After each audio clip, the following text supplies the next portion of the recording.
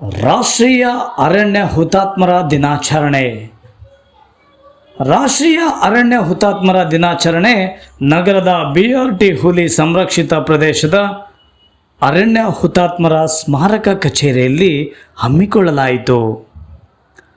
ಉಪ ಅರಣ್ಯ ಸಂರಕ್ಷಣಾಧಿಕಾರಿಗಳು ಮತ್ತು ನಿರ್ದೇಶಕರು ಶ್ರೀಪತಿ BS ಮುಖ್ಯ ಅತಿಥಿಗಳಾಗಿ, ಪ್ರಧಾನ ಮತ್ತು ಜಿಲ್ಲಾ ಸತ್ರ ನ್ಯಾಯಾಧೀಶೆ BS ಭಾರತಿ, ಪೊಲೀಸ್ ವರಿಷ್ಠಾಧಿಕಾರಿ ಡಾಕ್ಟರ್ BT ಕವಿತಾ, ಜಿಲ್ಲಾ ಪಂಚಾಯತಿ CEO ಮೋನಾ ರೋತ್, ಉಪ ಅರಣ್ಯ ಸಂರಕ್ಷಣಾಧಿಕಾರಿ ಸಭ್ಯಶ್ರೀ, ಸಹಾಯಕ ಅರಣ್ಯ ಸಂರಕ್ಷಣಾಧಿಕಾರಿ K ಸುರೇಶ್, ಜಿಲ್ಲಾ ಪತ್ರಕರ್ತರ ಸಂಘದ ಅಧ್ಯಕ್ಷ G ಬಂಗಾರು ಪುಷ್ಪಗುಚ್ಛ ನೀಡುವ ಮೂಲ ಹುತಾತ್ಮರಿಗೆ ಗೌರವ ಸಲ್ಲಿಸಿದರು.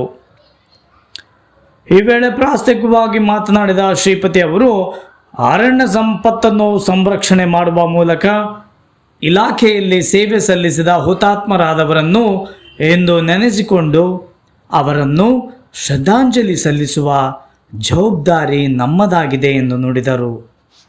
ವನ್ಯಜೀವಿಗಳ ಸಂರಕ್ಷಣೆಗಾಗಿ ಮಾಡಿದ ತ್ಯಾಗ ಮತ್ತು ಬಲಿದಾನಗಳ ಸ್ಮರಣೆಗಾಗಿ ರಾಷ್ಟ್ರೀಯ ಅರಣ್ಯ ಹುತಾತ್ಮರ ದಿನಾಚರಣೆಯನ್ನು ದೇಶಾದ್ಯಂತ ಆಚರಿಸಲಾಗುತ್ತಿದೆ.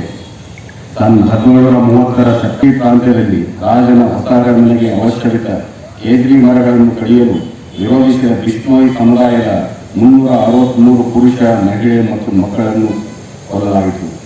ಮರಗಳ ಸಂರಕ್ಷಣೆಗಾಗಿ ಮರಣ ಹೊಂದಿದ ಬಿಷ್ಣೋಯಿಗಳ ತ್ಯಾಗ ಮತ್ತು ಬಲಿದಾನವನ್ನು ಸ್ಮರಿಸಲು ಭಾರತ ಸರ್ಕಾರ ಈ ದಿನವನ್ನು ರಾಷ್ಟ್ರೀಯ ಅರಣ್ಯ ಹುತಾತ್ಮರ ದಿನವೆಂದು ಘೋಷಿಸಿರುತ್ತದೆ.